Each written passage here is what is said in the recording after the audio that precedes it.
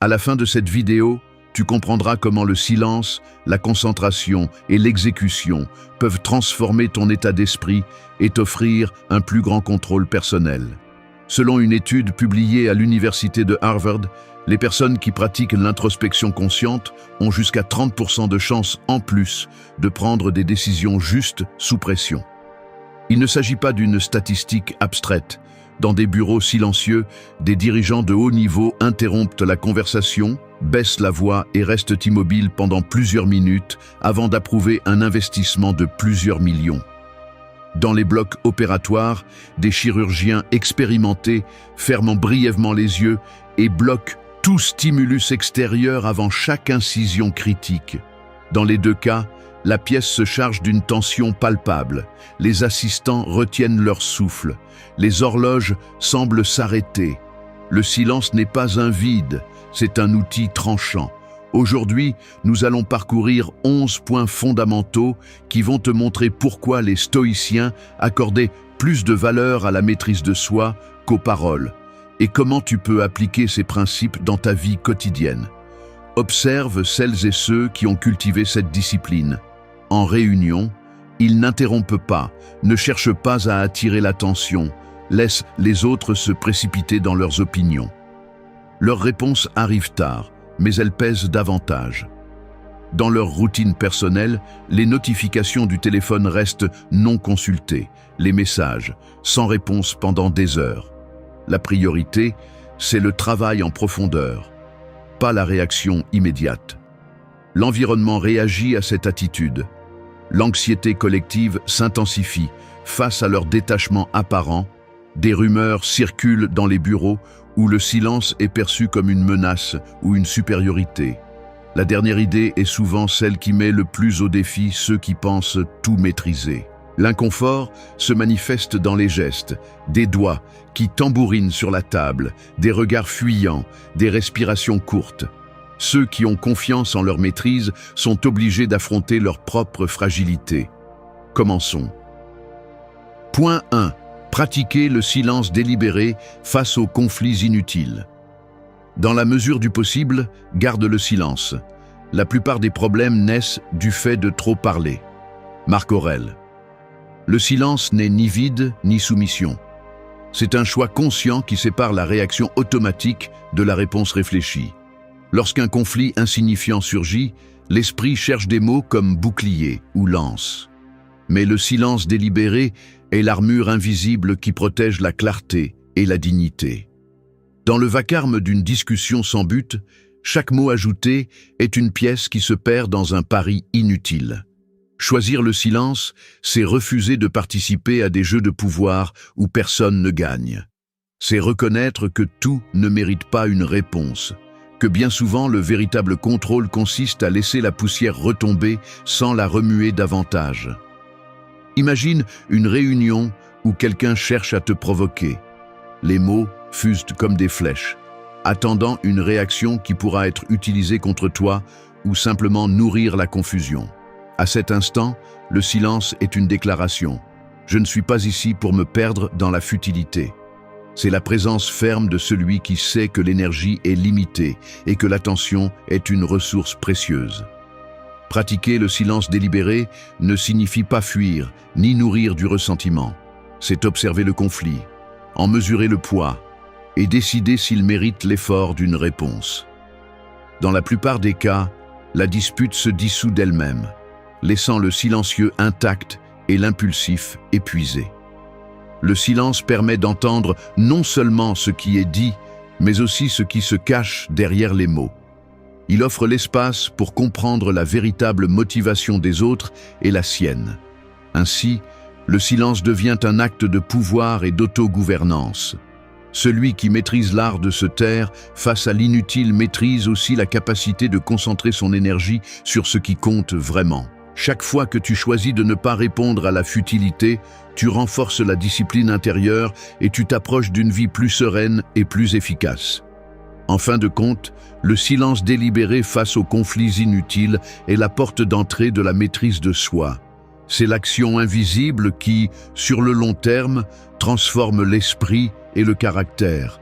Rien n'en dit plus sur ta force que ce que tu choisis de taire. Deuxième point, réserver ses opinions jusqu'à avoir profondément réfléchi. Réserver une opinion est un exercice de contrôle intérieur. Cela ne signifie pas réprimer ce que l'on pense, mais laisser de l'espace pour que l'esprit puisse traiter avant d'émettre un jugement. Il existe une impulsion immédiate à réagir, à remplir le silence avec des mots, mais cette impulsion est l'ennemi de la clarté. Lorsqu'une situation nous provoque, la première réaction est souvent contaminée par des émotions, des préjugés ou des insécurités. Parler trop tôt, c'est comme tirer une flèche sans viser, l'erreur est presque certaine. Imagine une réunion dans laquelle quelqu'un présente une idée qui remet en question tes croyances. La réaction instinctive est de défendre ta position, d'interrompre, de réfuter. Cependant, si tu choisis le silence et écoutes jusqu'au bout, tu t'accordes le temps d'observer non seulement les mots de l'autre, mais aussi tes propres émotions. Le silence te permet de distinguer ce qui est pertinent de ce qui n'est que bruit. En réservant ton opinion, tu prends du recul et observes le panorama complet, évitant ainsi des jugements hâtifs qui peuvent te mener à des conflits inutiles ou à des décisions mal fondées. Réfléchir en profondeur implique de questionner la validité de tes pensées. Pourquoi est-ce que je crois cela? Quelle preuve ai-je? Quelle part de mon orgueil est en jeu? Le processus exige humilité et honnêteté. Il est facile de confondre conviction et entêtement, ou rapidité et intelligence. Mais la véritable sagesse naît de la pause, de l'analyse patiente. Le silence devient un filtre qui sépare l'urgent de l'important. Ainsi, lorsque tu parles enfin, tes mots ont plus de poids, car ils ont été mûrement réfléchis. Dans la pratique quotidienne, cette habitude transforme la qualité de tes relations et de ta performance professionnelle. Celui qui maîtrise l'art de réserver son opinion transmet assurance et maturité. Les autres perçoivent que tes paroles ne sont pas impulsives, mais le fruit d'une réflexion profonde. Cela inspire respect et confiance. De plus, cela réduit le risque de regret ultérieur pour des mots prononcés dans un moment de faiblesse ou de colère. Le silence précédant l'opinion marque la différence entre réagir et répondre. Dans le développement d'un état d'esprit focalisé et exécutif, savoir quand se taire et quand parler est essentiel. Il ne s'agit pas d'être passif, mais d'être stratégique. Le silence n'est pas du vide, il est préparation. Lorsque tu choisis de ne pas donner immédiatement ton avis, tu affines ta pensée, séparant l'essentiel du trivial. Cela te permet d'agir avec plus de précision et moins de distraction, alignant tes actions sur tes valeurs plutôt que sur tes impulsions. Le contrôle de l'opinion est aussi une forme de discipline. Tout ne mérite pas une réponse et toute réaction n'a pas besoin d'être exprimée. Apprendre à attendre, à laisser les émotions retomber, renforce le caractère et protège l'énergie mentale pour ce qui compte vraiment.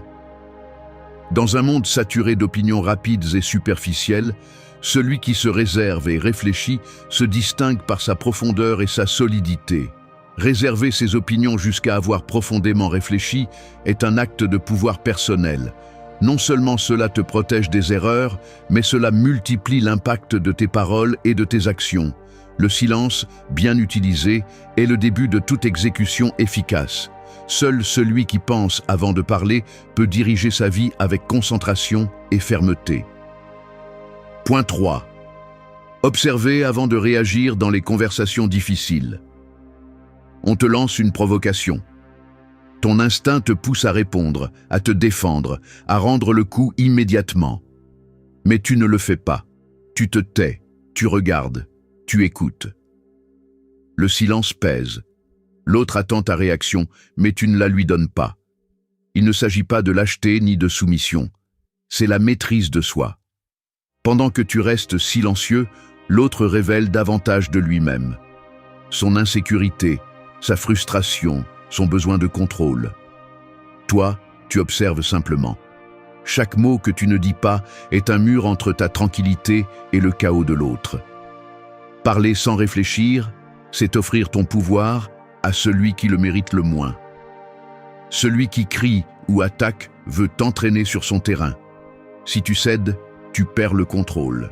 Si tu restes ferme, si tu ne succombes pas à l'impulsion, le silence devient ton bouclier. Celui qui observe d'abord décide ensuite. Celui qui réagit immédiatement a déjà perdu la bataille. Garde tes mots comme des armes précieuses.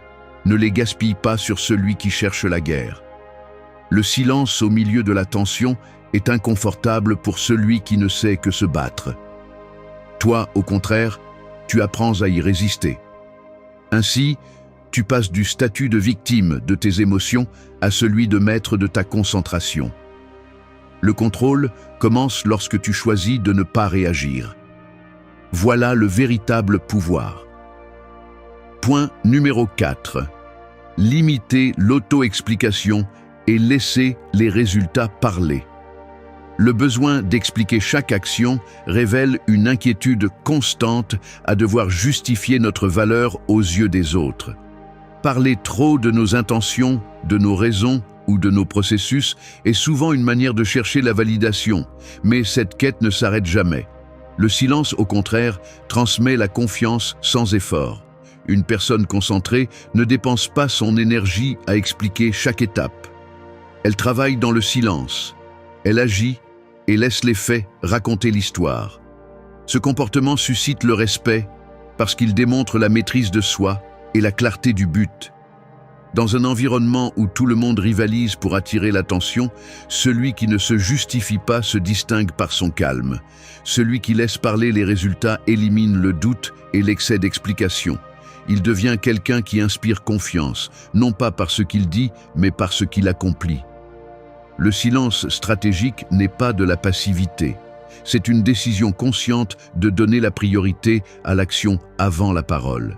C'est comprendre que le véritable impact ne se mesure pas à la quantité d'explications, mais à la qualité des résultats. Limiter l'auto-explication est une façon de protéger son énergie mentale. Chaque justification inutile est une distraction du but principal. La concentration vient du fait de savoir quand parler et, surtout, quand se taire. Agir d'abord, parler ensuite. Si le travail est bien fait, il n'y a rien à ajouter. La discipline qui consiste à laisser les résultats parler est un signe de maturité. Le silence n'est pas un vide, c'est une force contenue. Dans cet espace, le vrai respect émerge. N'explique pas, agis. Laisse ta vie être la réponse. 5e point. Se concentrer sur les tâches essentielles sans partager ses projets prématurément. T'est-il déjà arrivé, à peine une idée ou un objectif en tête, de ressentir le besoin de l'annoncer? C'est une réaction compréhensible. Partager nos projets peut nous donner une sensation de validation, comme si le simple fait de les dire à voix haute était déjà un pas vers leur réalisation. Pourtant, cette satisfaction immédiate est trompeuse.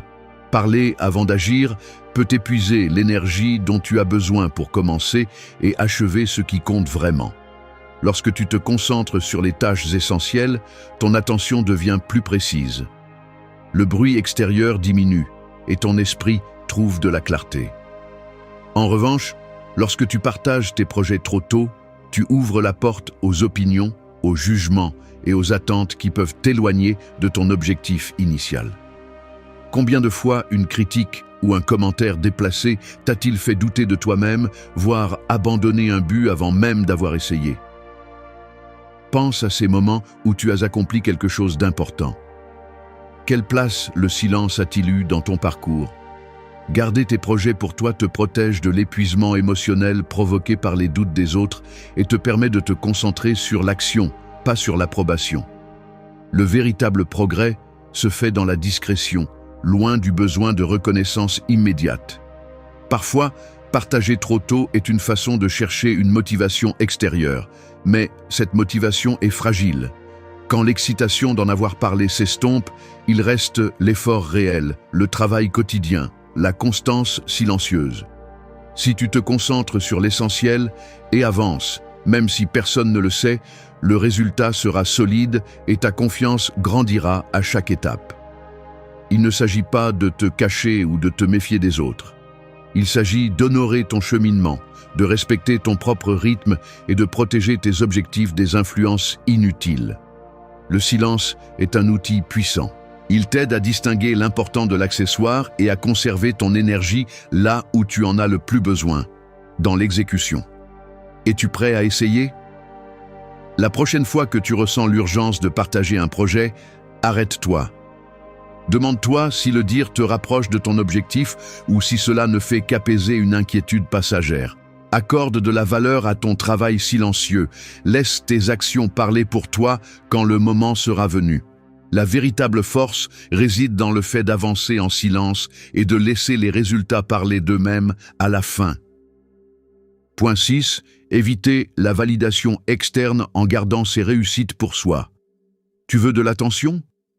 Publie chaque petit pas sur tes réseaux sociaux, raconte à tout le monde tes projets, tes victoires, tes grands rêves, savoure les applaudissements de ceux qui n'ont aucune idée de ce que cela coûte vraiment. Puis, prépare-toi à la gueule de bois. Ce goût amer de vide quand l'écho de l'approbation s'éteint et qu'il ne reste rien, sauf tes propres doutes. Garder tes réussites pour toi, ce n'est pas de l'humilité, c'est de la survie mentale. Chaque fois que tu parles de tes objectifs avant de les atteindre, tu donnes aux autres le contrôle de ta motivation. La reconnaissance prématurée, c'est comme manger du sucre, rapide, superficiel, et tu restes affamé d'en avoir encore. Et ainsi, tu deviens dépendant de la validation des autres, incapable d'avancer sans les applaudissements faciles. Silence, concentration et action. Ceux qui accomplissent le plus parlent le moins. La prochaine fois que tu réussis quelque chose d'important, essaie de te taire. Ne l'annonce pas, ne cherche pas l'étape dans le dos. Fais-le uniquement pour toi et observe comment ta confiance grandit dans l'intimité. Si tu as besoin que le monde t'applaudisse à chaque pas, alors tu n'as jamais marché seul. Pire encore, tu n'es jamais arrivé nulle part qui en vaille la peine. Le silence est le filtre qui sépare ceux qui font de ceux qui ne font que parler. Garde tes réussites, non pas parce que tu es modeste, mais parce que tu n'as besoin de la permission de personne pour être fier de toi. Quand les applaudissements n'ont plus d'importance, tu peux enfin entendre le véritable son de tes progrès. Action d'abord, validation ensuite, ou mieux encore, jamais. 7e point. Écoutez activement, sans interrompre ni anticiper les réponses. Le silence n'est pas seulement l'absence de mots, mais la présence de l'attention. Écouter activement exige de contenir l'impulsion de répondre, de combler le vide avec des opinions, de démontrer ses connaissances ou de corriger. L'esprit, avide d'anticiper ce qui va arriver, prépare souvent des réponses avant même que l'autre ait fini de parler. Mais chaque fois que nous interrompons ce processus, nous perdons la possibilité de comprendre véritablement. Marc Aurèle a écrit « Écoute avec attention et ne parle que lorsque cela est nécessaire ».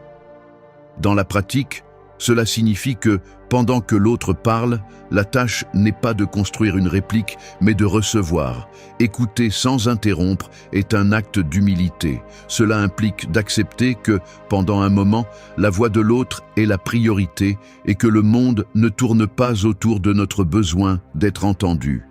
Cette manière d'écouter est une discipline.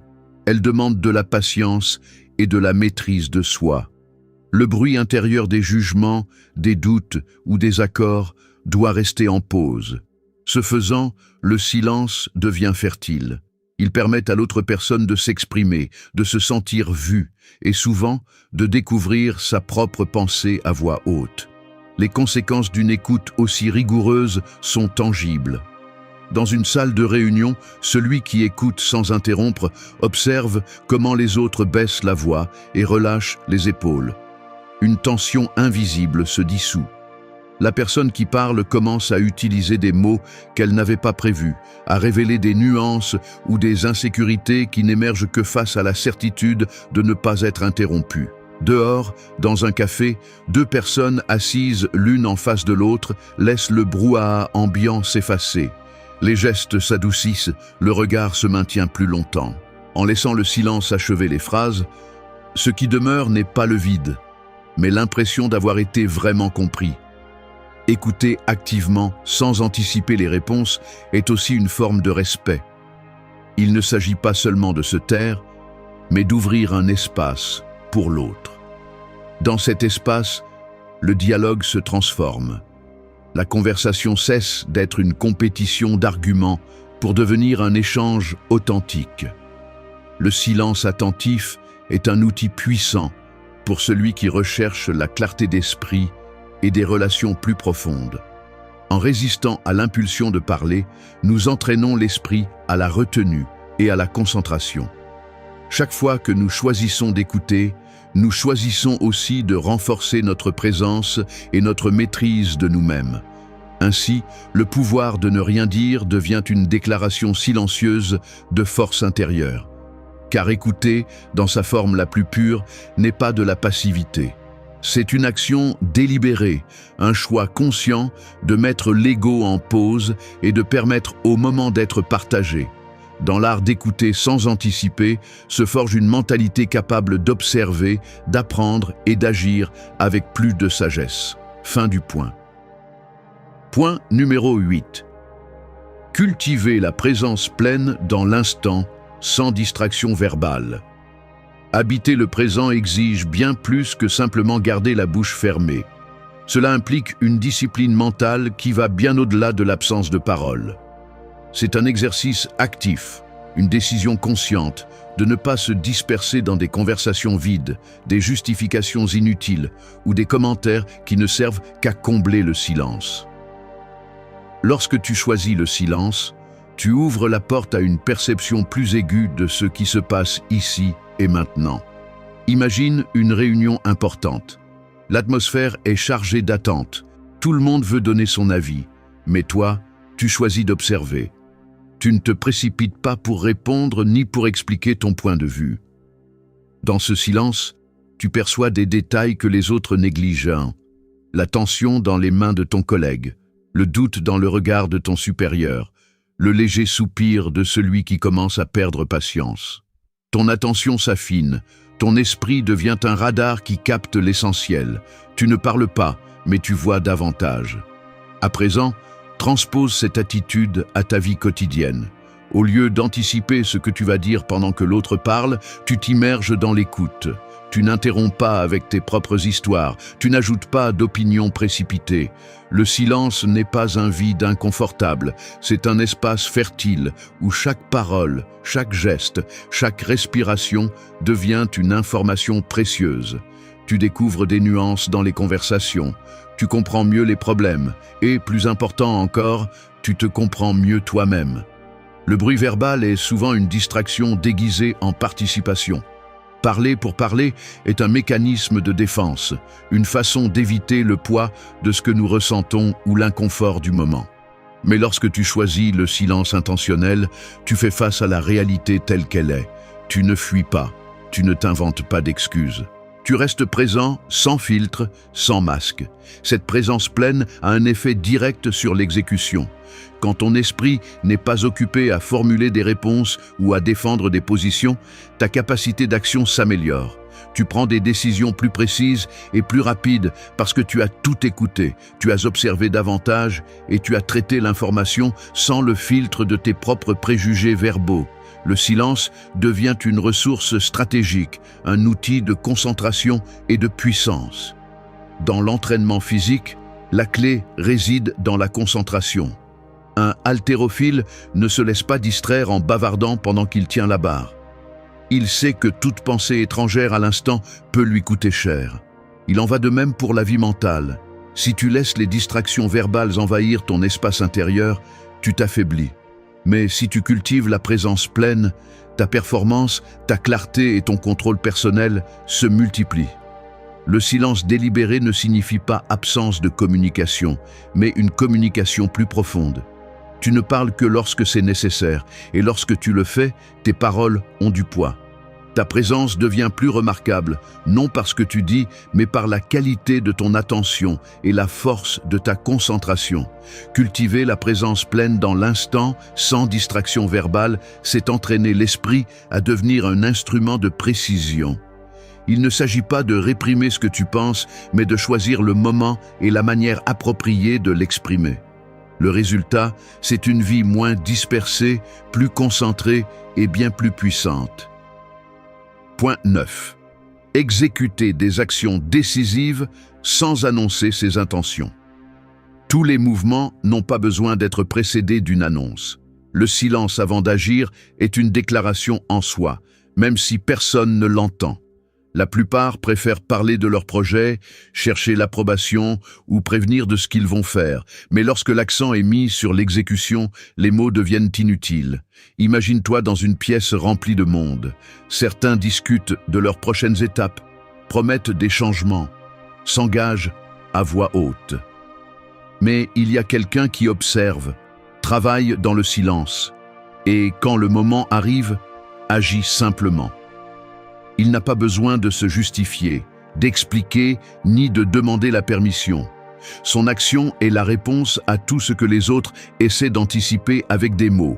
Dans la vie, annoncer nos intentions peut être une invitation à la résistance, à la critique ou à la distraction. Chaque fois que tu exposes tes projets, tu t'exposes aussi au regard des autres, à des attentes qui ne t'appartiennent pas. Le poids de ces regards peut ébranler même la décision la plus ferme. L'exécution silencieuse possède une force qui n'a pas besoin d'explication. Quand le résultat apparaît sans avertissement, l'impact est plus grand. Il n'y a pas de place pour le sabotage, ni d'espace pour que d'autres s'immiscent. L'énergie se concentre sur l'essentiel, faire ce qui doit être fait. Le silence n'est pas vide, c'est une stratégie. Lorsque tu choisis de ne pas révéler tes démarches, tu gardes le pouvoir de surprendre, de conserver le contrôle sur ton propre processus. Il ne s'agit pas de se cacher, mais de réserver ton énergie pour ce qui compte vraiment, l'action. Jusqu'à quel point l'impulsion d'expliquer tes intentions t'a-t-elle freiné avant l'heure? Combien de fois as-tu senti que partager tes projets t'enlevait de la force au lieu de t'apporter de la clarté? Il y a un moment où les mots ne servent qu'à disperser ce qui pourrait être une action décisive. Choisis quand parler, mais surtout, choisis quand te taire et agir. Parfois, la décision la plus puissante est celle qui se réalise dans le silence, sans témoin, sans promesse, seulement des résultats. Et toi? Es-tu prête à exécuter d'abord et à parler ensuite, ou continueras-tu à expliquer ce que tu n'as pas encore fait? 10e point. Maintenir la discipline de ne pas justifier ses décisions. Le silence n'implique pas seulement l'absence de parole, il exige aussi une attitude intérieure ferme. Maintenir la discipline de ne pas justifier ses décisions est l'une des épreuves les plus subtiles et exigeantes de la maîtrise de soi. Lorsque nous choisissons une direction, la tentation d'expliquer, de défendre ou d'embellir notre décision face aux autres surgit presque immédiatement. Le désir d'être approuvé ou compris peut être si fort que nous finissons par diluer notre détermination dans des explications inutiles. La justification est, bien souvent, une manière de demander la permission. C'est rechercher une validation extérieure pour un chemin que, au fond, nous avons déjà décidé d'emprunter. Mais chaque fois que nous nous justifions, nous cédons une partie de notre pouvoir. Nous transformons une décision intérieure en une affaire publique. Nous ouvrons la porte aux doutes, aux critiques ou aux conseils dont nous n'avons pas besoin. Le résultat, c'est un esprit dispersé, prisonnier de l'opinion d'autrui, incapable de maintenir la concentration et la conviction.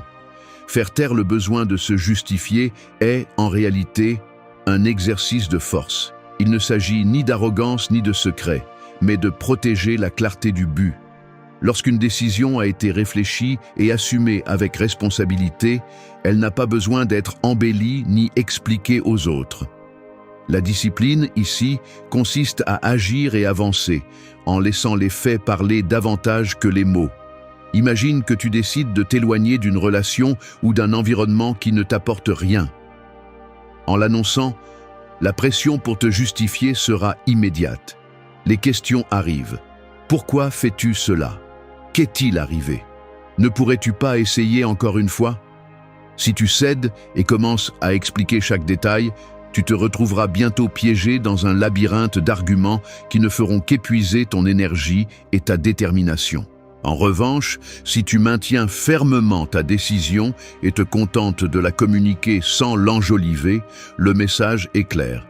Tu y as réfléchi, tu l'assumes et tu avances. Cette pratique renforce aussi la confiance en soi. La personne qui ne ressent pas l'urgence de justifier ses actes transmet de l'assurance. Les autres perçoivent cette cohérence et, même s'ils ne sont pas d'accord, comprennent qu'il n'y a pas de place pour la manipulation ou le doute. C'est une déclaration silencieuse d'indépendance mentale. Bien entendu, il existe des contextes où partager ses raisons est nécessaire, au travail, dans une relation proche, lorsque la décision affecte quelqu'un d'autre. Mais même dans ces cas, la différence réside dans le fait de le faire par responsabilité, non par insécurité. Celui qui se justifie par faiblesse recherche l'approbation. Celui qui expose ses raisons avec clarté assume le poids de ses actes sans craindre l'inconfort.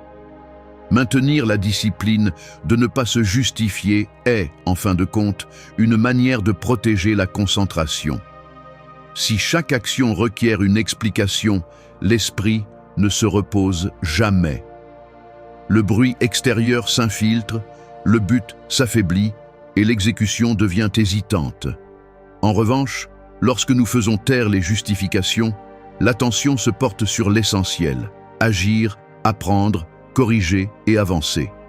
La prochaine fois que tu sentiras l'urgence d'expliquer pourquoi tu as pris une décision, arrête-toi un instant. Demande-toi si c'est vraiment nécessaire ou si tu cherches seulement à soulager l'inconfort de ne pas être compris. Souviens-toi que le véritable contrôle de soi ne se démontre pas dans le discours, mais dans la capacité d'avancer en silence, ferme dans ta direction. Ainsi, le silence devient une déclaration de puissance, la concentration se renforce, l'exécution devient irrésistible.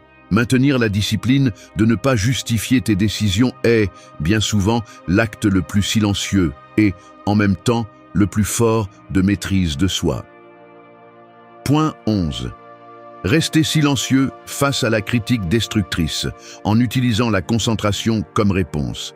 Il existe un type de critique qui ne cherche pas à corriger, mais à blesser. Ce n'est pas une observation constructive, ni un conseil dont tu pourrais tirer profit.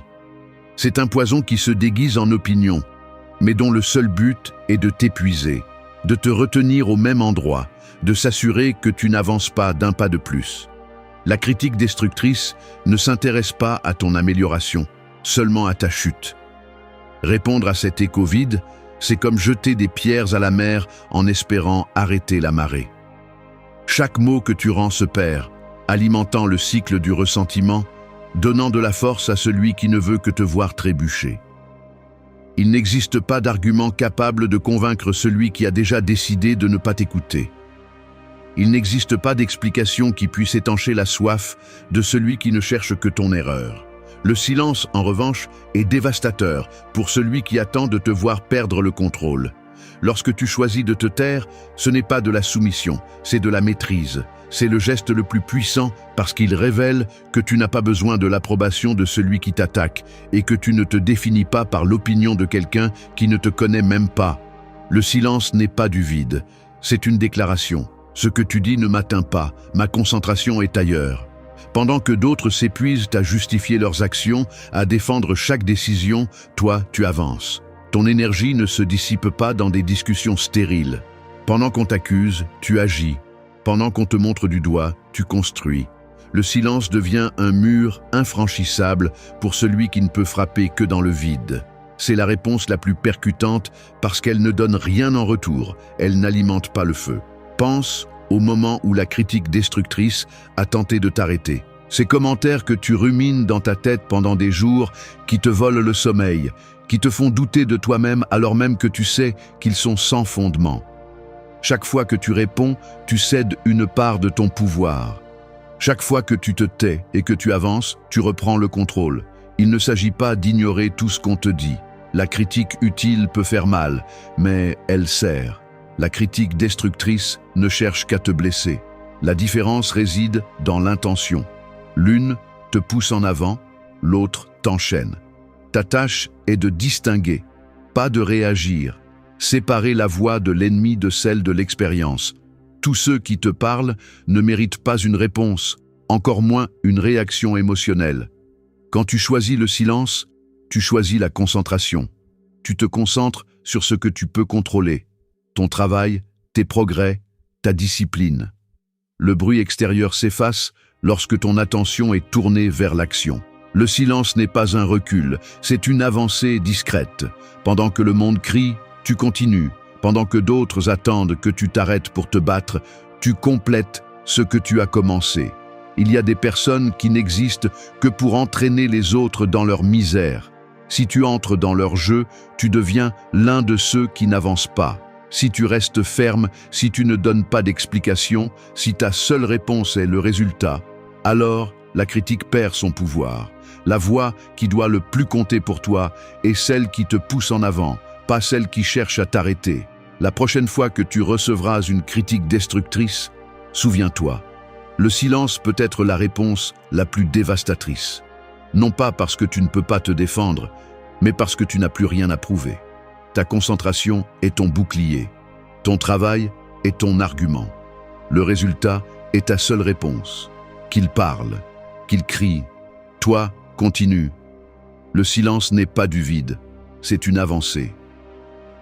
Tu as vu 11 points qui tournent autour du silence, de la concentration et de l'exécution comme piliers de la maîtrise personnelle.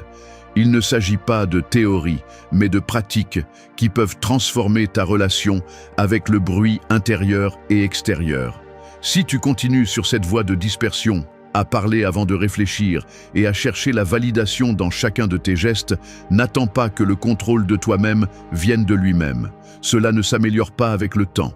Le bruit s'accumule, l'énergie se disperse et la maîtrise personnelle s'affaiblit jour après jour. Regarde autour de toi. Conversations interrompues, messages sans réponse, tâches inachevées qui s'empilent dans la boîte de réception. Le téléphone vibre sur la table, interrompant le fil de tes idées, et ton attention saute d'un écran à l'autre sans ancrage. À la fin de la journée, la fatigue n'est pas physique, mais une lassitude dense, difficile à nommer. Tu te surprends à répondre avec des phrases automatiques, incapable de te souvenir des détails des conversations que tu as eues il y a seulement quelques heures. Les projets personnels restent relégués à des notes éparpillées et des promesses repoussées, tandis que la sensation d'insatisfaction s'installe dans le corps, palpable dans le front plissé et les épaules tendues. La maîtrise personnelle, en l'absence de silence et de concentration, s'érode dans les gestes quotidiens. Tu repousses des décisions simples, tu oublies des engagements et la confiance en ton propre jugement faiblit, imperceptiblement mais sûrement. Si cela a résonné en toi, abonne-toi. Le monde ne va pas s'arrêter pour te demander comment tu te sens avec toi-même. Chaque jour, sans exception, tu dois porter le poids de ta propre opinion, même si personne d'autre ne la voit ni ne l'entend. La réalité est simple et brutale. Si tu n'es pas capable de te respecter, n'attends pas que le monde le fasse pour toi. L'amour de soi n'est pas une belle phrase, ni un luxe réservé à ceux qui ont eu une vie facile. C'est la base brute et nécessaire pour tout changement réel. Si tu te trahis, tu t'habitues à vivre dans la dette envers toi-même. Si tu ne te choisis pas, tu finis par céder ta vie aux exigences et aux attentes des autres. Et cela a un coût psychologique silencieux, mais dévastateur. Tu peux le déguiser avec des réussites, des relations ou des routines, mais tôt ou tard, le corps et l'esprit en verront la facture. Il ne s'agit pas de te regarder dans le miroir et de te répéter des affirmations vides. Il s'agit d'entraîner la discipline, de te traiter avec la même fermeté et compassion que tu donnerais à ton meilleur ami. Parfois, s'aimer implique de dire non, de poser des limites qui font mal, de cesser de poursuivre l'approbation de ceux qui ne seront jamais satisfaits et d'apprendre à tolérer l'inconfort de te prioriser. Personne ne viendra te sauver de ton propre abandon. Le respect de soi est la seule garantie d'une paix réelle. Tout commence par la façon dont tu te parles et se termine par la façon dont tu te choisis, jour après jour. 1. Reconnaissez votre propre valeur. La vérité est que personne ne viendra vous sauver. Personne ne vous donnera la permission d'exister avec dignité. Si vous continuez à attendre que le monde confirme votre valeur, vous resterez les bras croisés jusqu'à ce que la fatigue vous consume. Cette idée confortable que quelqu'un le remarquera, quelqu'un me validera, n'est rien d'autre qu'un piège mental qui vous maintient petit, attaché aux attentes des autres et à des justifications qui ne vous mènent nulle part. C'est dur, mais il faut le dire, personne ne vous doit de reconnaissance. Le respect et la valeur commencent par vous-même, ou ne commencent jamais. Si vous continuez à vous voiler la face devant votre propre poids dans la vie, tout ce que vous réussissez à faire, c'est accumuler une dette émotionnelle envers vous-même, chaque jour plus lourde, chaque jour plus difficile à rembourser. Cessez de chercher dans les yeux des autres ce que vous vous refusez à voir en face. Ce n'est pas de l'humilité de nier ce que vous êtes, c'est de la peur. Peur de ne pas s'intégrer, peur de déranger, peur que votre voix résonne au-delà de ce qui est permis. Mais cette fausse modestie n'est qu'un autre masque, un filtre qui déforme tout le bien que vous pourriez reconnaître en vous. L'auto-sabotage n'est pas une vertu, c'est le mécanisme le plus efficace pour vous maintenir attaché à la médiocrité. Jusqu'à quand allez-vous permettre à la critique interne d'être plus cruelle que n'importe quel ennemi externe? Si votre dialogue mental se nourrit du mépris, aucun éloge externe ne vous comblera. Personne ne peut compenser le vide que vous perpétuez vous-même avec vos propres mots. C'est vous qui décidez de votre valeur, et cette décision est quotidienne, inconfortable et souvent solitaire. Mais elle vous appartient. Si vous n'avez pas le courage de l'assumer, préparez-vous à vivre toujours à l'ombre de ce que vous auriez pu être. Ne confondez pas votre valeur avec vos réalisations, ni avec la validation que vous recevez sur les réseaux, ni avec l'approbation de votre cercle le plus proche. La valeur personnelle ne se négocie pas. Elle ne monte ni ne descend selon les succès ou les échecs du moment. Si vous vous évaluez comme un produit sur le marché de l'acceptation, vous vivez dans une enchère perpétuelle où vous n'êtes jamais assez. C'est ainsi qu'une vie fausse se construit. Une existence filtrée par l'anxiété de plaire à tout le monde, sauf à vous-même. Vous n'avez besoin de la permission de personne pour reconnaître ce que vous êtes. Personne d'autre ne peut le faire à votre place. L'amour de soi n'est pas un luxe, c'est une urgence. Ne vous trompez pas, chaque fois que vous vous refusez de la valeur, vous renforcez l'idée que vous ne méritez rien de mieux. Et ainsi se muscle la résignation.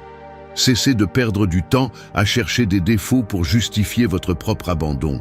Le perfectionnisme n'est qu'une autre excuse pour ne pas commencer. Personne sur cette planète n'est parfait. Mais il y a ceux qui ont le courage de s'accepter dans leur intégralité, avec tout ce qui est inconfortable, maladroit, vulnérable. C'est le véritable acte de rébellion, se regarder sans filtre, reconnaître son histoire, ses cicatrices, ses talents et ses limites, et pourtant se dire « assez, c'est moi, et ce que je suis a de la valeur ». Cette phrase courte est la frontière entre continuer à survivre ou commencer à vivre. Si vous voulez vraiment changer votre vie, commencez aujourd'hui par cesser de négocier votre valeur. Ne la mettez pas en promotion, ne la donnez pas à ceux qui ne savent pas l'apprécier. Le respect de soi est la base sur laquelle tout le reste se construit. Et oui, c'est difficile. C'est difficile de rompre avec des années de mépris de soi. C'est difficile de regarder sa propre vie sans embellissement ni excuse. Mais chaque jour que vous reportez cela, vous vous éloignez un peu plus de qui vous pourriez être. Alors décidez, soit vous vous reconnaissez, soit vous vous résignez. La différence entre ces deux chemins est abyssale. Ne vous cachez pas derrière des justifications. Choisissez votre valeur, même si personne ne vous applaudit pour cela. Personne ne le fera à votre place. 2. Prends soin de ton dialogue intérieur. Tu te lèves et presque sans t'en rendre compte, la conversation dans ta tête a déjà commencé. Parfois, c'est un murmure, d'autres fois, une condamnation. Avant même que la journée ne te donne une chance, ton esprit t'a déjà rappelé cette erreur que tu as commise la semaine dernière, t'a fait revivre chaque détail inconfortable, a énuméré tes tâches en attente et t'a murmuré, avec désinvolture, que peut-être tu n'es pas à la hauteur. Tu n'es même pas encore sorti du lit et tu te dois déjà une explication à toi-même. Ce dialogue intérieur, si automatique et si invisible, est le terrain où se décide une grande partie de ton destin émotionnel. Peu importe combien de mots gentils tu reçois de l'extérieur, si ta propre voix est la première à te juger et la dernière à te pardonner. Pendant que les autres voient tes efforts, tu te concentres sur tes échecs. Alors qu'à l'extérieur, il y a de la place pour l'erreur. À l'intérieur, il n'y a que des comptes à régler et des exigences qui ne sont jamais totalement satisfaites. C'est ainsi que, sans le vouloir, tu transformes ton esprit en salle d'interrogatoire où tu es toujours l'accusé et jamais le témoin en ta faveur. Le problème n'est pas d'avoir de l'autocritique, le problème est la disproportion. Tu as entraîné ton esprit à mettre en avant les défauts, à minimiser les réussites, à anticiper des désastres qui se produisent rarement. Tu as appris, peut-être sans t'en rendre compte, à te méfier de ton propre jugement. Tu as pris l'habitude de penser que prendre soin de toi est un luxe, que reconnaître tes progrès est de la vanité et que revendiquer le respect intérieur est une perte de temps. Personne ne t'a appris que le dialogue intérieur est une forme d'architecture. Chaque phrase que tu répètes, chaque pensée que tu laisses passer, est une brique dans la structure de ton estime de soi. Si les fondations sont faites de mépris et de doute, il est impossible de construire quelque chose dans lequel tu puisses habiter en paix. Il y a un piège subtil dans le perfectionnisme. Cela semble une barre haute, mais en réalité, c'est une punition récurrente. Tu ne te donnes pas de crédit pour ce que tu fais bien, mais tu te condamnes sans procès équitable pour ce qui ne se passe pas comme tu l'espérais. La voix intérieure qui répète « ce n'est pas suffisant » finit par peser plus que n'importe quelle critique extérieure. Cette voix devient loi, et la loi devient identité. Lorsque tu laisses ce dialogue s'installer, chaque décision, chaque pas, chaque rêve commence à passer par le filtre de l'autonégation. Ainsi, tu deviens le principal saboteur de tes propres tentatives de vivre avec dignité. Tu n'es pas tes pensées automatiques. Tu n'es pas la somme de phrases héritées des autres. Tu peux intervenir dans ce dialogue et commencer à te traiter comme tu traiterais un ami blessé. Avec honnêteté, oui, mais aussi avec compréhension. Le respect de soi commence dans l'intimité de ton esprit, lorsque tu choisis de cesser de te punir pour ce que tu ne contrôles pas et que tu commences à reconnaître la valeur de tes efforts, même lorsque personne d'autre ne les voit. La véritable transformation ne se produit pas de l'extérieur vers l'intérieur, mais dans cet espace privé où tu décides quelles paroles tu vas permettre de se répéter chaque jour. Prendre soin de ton dialogue intérieur n'est pas un acte d'égoïsme, c'est une question de survie émotionnelle. Personne ne va te parler plus souvent que toi-même. Apprends à ne pas être ton premier ennemi. Ce que tu te dis en privé définit ce que tu oses essayer. Si tu veux changer ta vie, change la façon dont tu te parles. C'est la racine de tout le reste. 3. Établis des limites sans culpabilité. Je vais être honnête, dire non m'est encore difficile. Pas par manque d'arguments, mais à cause d'un mélange empoisonné de peur du rejet, de désir d'éviter les conflits et de cette vieille habitude de mettre les autres en premier, comme si leur confort valait plus que ma tranquillité. Chaque fois que je cède par inertie, une partie de moi se reproche cette faiblesse, mais une autre se justifie. Ce n'est pas si grave, mieux vaut ne pas créer de problème. Je l'admets, parfois le silence me semble plus facile que la confrontation. Mais la réalité est que ce prix se paie cher, car le coût de ne pas mettre de limite n'est pas invisible. Il s'accumule comme une fatigue chronique, une sorte de ressentiment muet qui érode le respect de soi et déforme la perception que tu as de toi. Personne ne te le dira ouvertement, mais chaque fois que tu permets qu'on piétine tes besoins, tu entraînes les autres et toi-même à te traiter comme quelqu'un de superflu. Et le plus nuisible, c'est qu'avec le temps, cette habitude devient partie du paysage, une règle tacite qui dicte jusqu'où tu peux aller sans déranger personne. Analysons cela en profondeur. La culpabilité de poser des limites n'est pas naturelle, elle est apprise.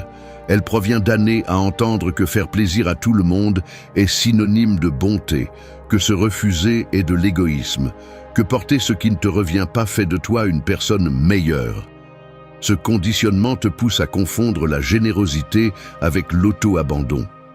On t'a programmé pour te sentir mal à l'aise si tu te priorises, comme si prendre soin de toi était une trahison envers les autres. Ainsi, chaque fois que surgit le besoin de marquer une frontière, le corps réagit. Anxiété, doute, une sorte d'urgence à te rétracter avant que l'autre ne remarque ton inconfort. Mais là se trouve le cœur du problème. Tolérer le malaise des autres tout en ignorant le tien est une fracture dans le caractère. Car la véritable intégrité n'est pas de plaire à tout le monde, mais d'être fidèle à tes propres valeurs, même quand cela implique de décevoir les attentes d'autrui. La conséquence la plus grave de vivre sans limite est que ta vie devient une extension des désirs, des demandes et des rythmes des autres. Tu t'épuises à essayer d'être partout, disant oui par engagement, acceptant des charges qui ne te reviennent pas, jusqu'à ce que l'épuisement s'installe comme la norme. Et le pire, cette absence de frontières finit par façonner ton identité. Tu commences à te voir comme quelqu'un d'incapable de défendre son espace, et cette image se solidifie à chaque nouvelle renonciation à tes besoins. Ainsi s'installe le cycle. Tu cèdes pour éviter la culpabilité, tu te culpabilises d'avoir cédé et tu finis par être amer envers toi-même et envers ceux qui profitent de cet espace vide.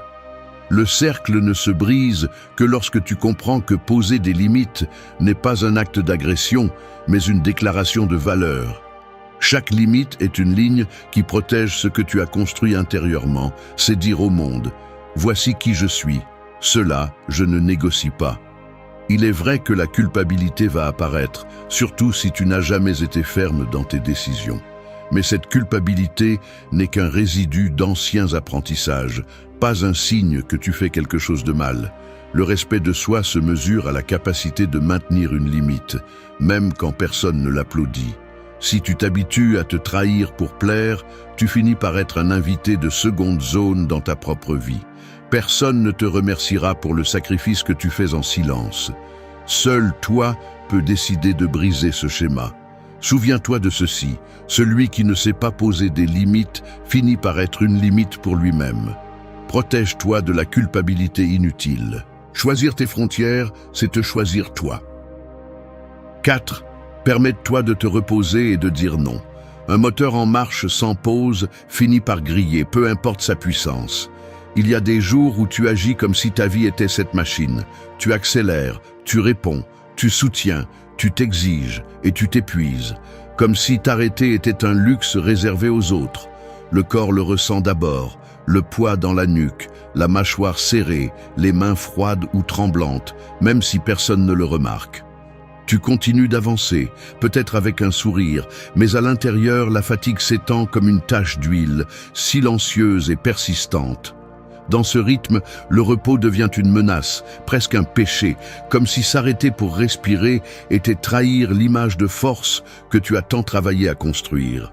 Tu te répètes que tu te reposeras plus tard, que ce n'est pas le moment, que dire non décevra quelqu'un, et ainsi tu reportes indéfiniment la pause que ton esprit et ton corps te suppliquent. Il est facile de se laisser entraîner par l'inertie de l'auto-exigence, surtout quand le monde récompense ceux qui ne disent jamais stop. Mais ce que personne ne te dit, c'est que cet effort supplémentaire a un coût invisible. Chaque fois que tu te refuses le droit de te reposer, tu envoies à ton subconscient le message que ta valeur dépend uniquement de ton utilité. Ainsi, la fatigue devient une sorte d'armure rouillée, lourde et rigide, qui peu à peu te sépare de ta véritable vitalité. L'acte de dire non, de marquer ton propre rythme, de te permettre une trêve, n'est pas une faiblesse. C'est le signe le plus clair de respect envers toi-même. La véritable dignité réside dans la reconnaissance de tes limites, pas dans leur ignorance jusqu'à l'effondrement. Dans le quotidien, cela se voit dans de petits gestes révélateurs. Le « oui » automatique, lorsque l'on te demande des services que tu ne peux pas ou ne veux pas rendre. L'agenda saturé d'engagements qui ne te comble pas. Le téléphone qui ne s'éteint jamais. L'expression fatiguée que tu essaies de maquiller chaque matin. Tu t'habitues tellement à aller à l'encontre de ton besoin de pause que, lorsque tu te retrouves enfin en silence, tu ressens de la culpabilité ou de l'anxiété, comme si tu volais du temps à quelqu'un de plus important. Mais personne ne viendra te rendre les heures de repos que tu as offertes par peur de décevoir. Personne ne peut réparer l'usure interne que provoque le fait de vivre au rythme des attentes des autres. Permettre le repos est plus que de s'allonger quelques heures, c'est désactiver le pilote automatique qui t'a entraîné à plaire et à performer toujours. C'est regarder en face la fatigue accumulée, accepter que tu ne peux pas tout faire et cesser de te punir de ne pas être inflexible. Le permis de dire non est une déclaration silencieuse mais puissante. Je me choisis, même si tu ne comprends pas pourquoi. Et cela, même si tu ne le vois pas, est la graine d'une force beaucoup plus réelle que la résistance forcée.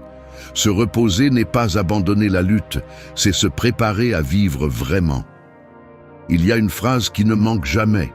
Le repos est un droit, pas une récompense. Dire non à ce qui t'épuise, c'est dire oui à ta santé mentale et physique. Fais-le sans peur, sans demander pardon. Celui qui ose se reposer montre qu'il se respecte. Et celui qui se respecte au final est toujours mieux équipé pour se soutenir et soutenir les autres. La vie ne consiste pas à arriver le premier, mais à arriver entier. 5. Accepte tes cycles et tes processus. Tu n'es pas une machine à rendement constant. Si tu continues à exiger de toi-même de vivre dans un état de printemps éternel, tu ne récolteras que de la frustration. On t'a vendu la fantaisie de la constance inébranlable comme si c'était interdit d'avoir des jours de recul, des saisons de doute, des semaines de fatigue ou des moments où rien ne fleurit. Mais la réalité est autre. Tout en toi fonctionne par cycle, par des processus qui ne demandent pas ta permission ni n'attendent ton approbation. Ignorer cela, c'est te saboter avec des attentes impossibles, c'est te condamner à une insatisfaction perpétuelle parce que tu compares ton processus réel à une version idéalisée et fictive de toi-même. Personne ne te donnera une médaille pour faire semblant de toujours pouvoir tout gérer. Au contraire, cet effort absurde ne fait que renforcer le mépris de soi lorsque tu te découvres inévitablement vulnérable ou épuisé.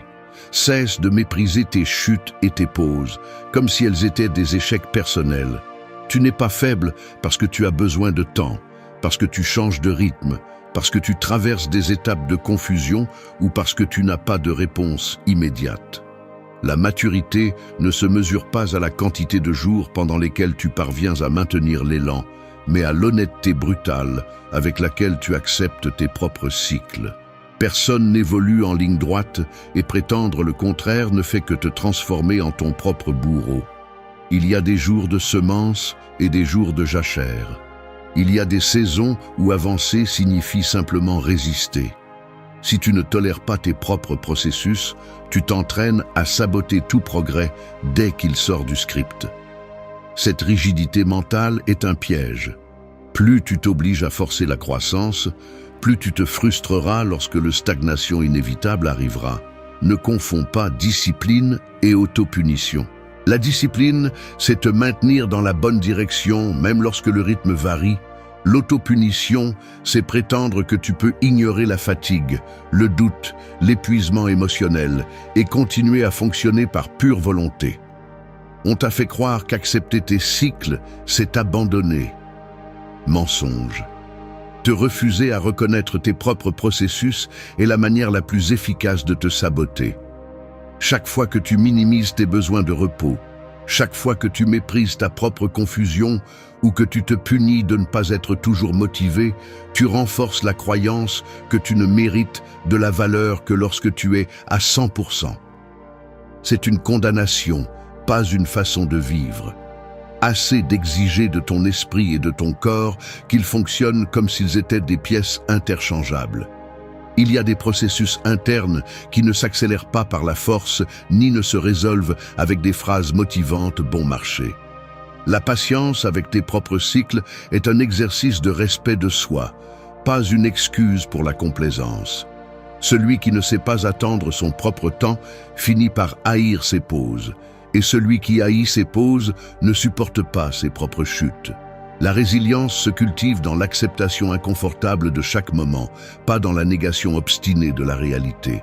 Cesse de te mentir. Tu ne faillis pas en avançant lentement, ni en ayant besoin de t'arrêter, ni en te sentant perdu de temps en temps. Tu faillis lorsque tu transformes l'auto-exigence en ta seule boussole. Personne ne peut mener une vie pleine s'il se refuse le droit d'être incomplet, de changer de rythme, d'évoluer à sa manière. Tu n'es pas moins digne les jours où tu recules, ni plus précieux les jours où tu avances sans trébucher. Accepter tes cycles est l'acte le plus basique et en même temps le plus difficile d'amour de soi. Celui qui ne respecte pas son processus finit par se détruire de l'intérieur. Ne te trahis pas avec le poison de la comparaison ni avec l'arrogance de la perfection. Ton rythme t'appartient et le premier signe de véritable force est de cesser d'en avoir honte. 6. Redéfinis tes blessures. Tes blessures ne sont pas une condamnation, mais si tu refuses de les regarder en face, elles se transforment en chaînes invisibles qui dictent tes décisions, tes limites, même tes idées sur l'amour-propre. Il est inconfortable de l'accepter, la douleur que tu traînes, les humiliations, les pertes, les trahisons et les déceptions qui s'accumulent dans ton histoire ne s'évaporent pas simplement en les ignorant ou en te déguisant en force superficielle. Au contraire, ce que tu nies s'incruste. Ce que tu caches finit par gouverner chaque partie de ta vie depuis les ombres de ton inconscient. Il est plus facile de faire semblant que rien ne t'a marqué, que tu es imperméable, que les vieux coups n'ont laissé aucune trace. Mais cette histoire n'est qu'une anesthésie temporaire. Tôt ou tard, ce qui n'est pas résolu s'infiltre dans la façon dont tu te parles, dans la manière dont tu te lies aux autres, dans les opportunités que tu te permets ou que tu te refuses. Le mécanisme est subtil mais dévastateur. Lorsque tu associes tes blessures à la honte, tu les transformes en preuve de ta prétendue faiblesse, en raison de te cacher ou de te durcir jusqu'à l'insensibilité. Ce récit est un filtre déformé. Tu te vois comme un projet défectueux, comme quelqu'un qui doit déguiser son histoire pour pouvoir s'intégrer. C'est là que la blessure se transforme en identité et le passé devient une cage émotionnelle.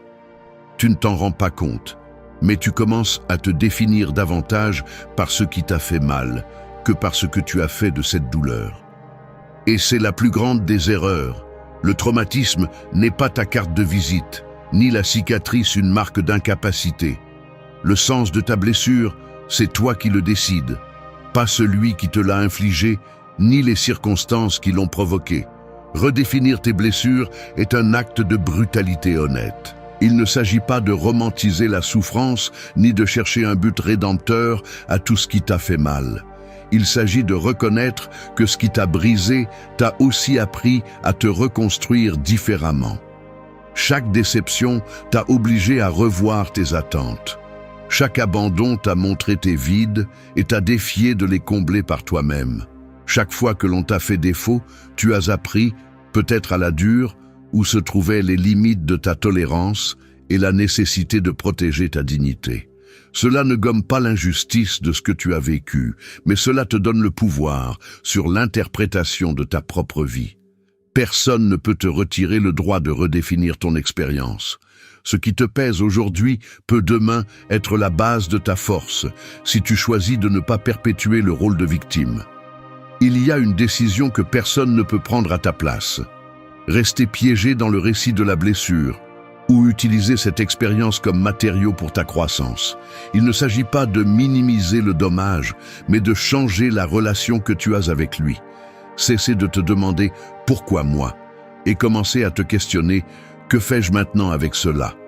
Ce changement de focus est le véritable début de la maturité émotionnelle. La compassion mal comprise te fige, la compréhension de soi te fait avancer.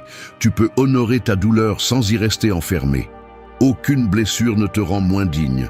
Aucune cicatrice n'est un défaut essentiel.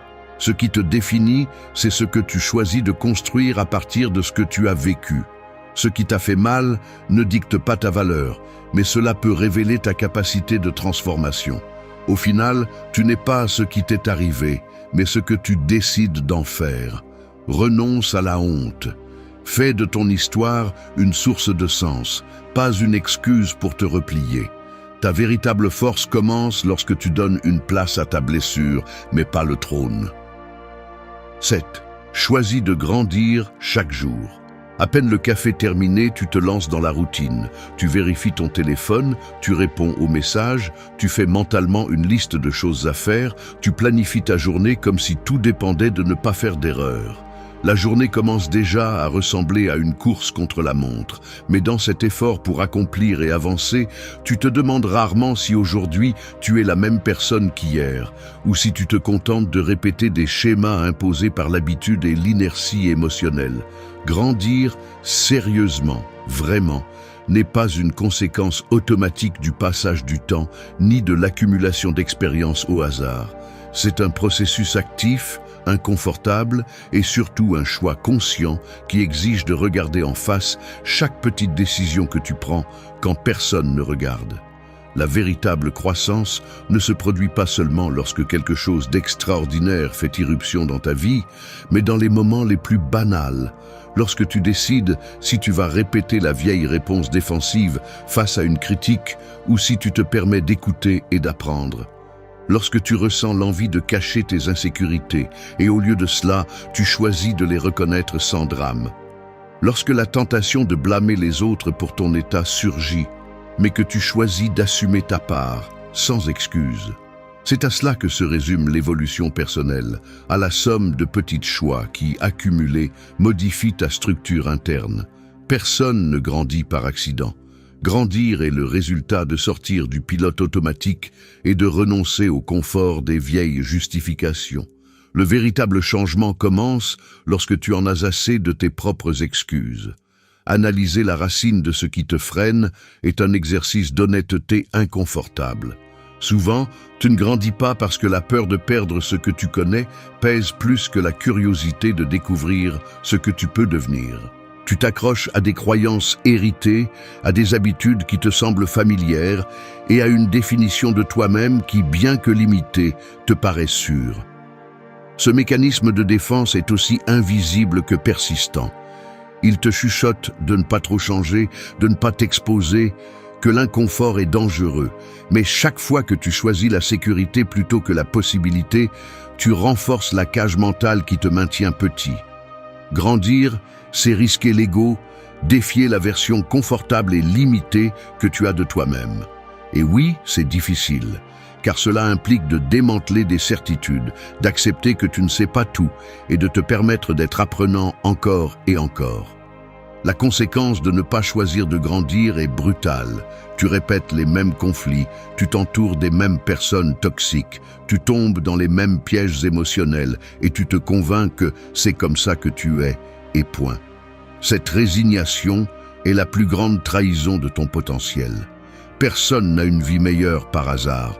L'avancement est une construction quotidienne de petits renoncements à l'ego et de micro-décisions qui, bien qu'elles semblent insignifiantes, sont celles qui transforment réellement ton caractère. Chaque jour, tu as à nouveau l'option de répondre différemment, de t'observer avec plus de lucidité, de corriger une réaction automatique, de rejeter le rôle de victime et de prendre celui de protagoniste. Grandir est aussi inconfortable que nécessaire.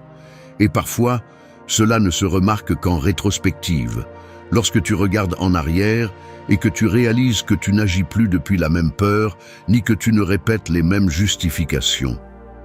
La ligne emblématique d'aujourd'hui, grandir fait mal, mais rester le même fait beaucoup plus mal. Ne confonds pas confort avec bien-être, ni répétition avec cohérence. Chaque jour où tu choisis de ne pas avancer, tu renforces le muscle de la résignation. La croissance ne demande pas de permission. Elle exige que tu t'engages envers ta meilleure version, même si cela signifie laisser derrière ce qui te protégeait hier.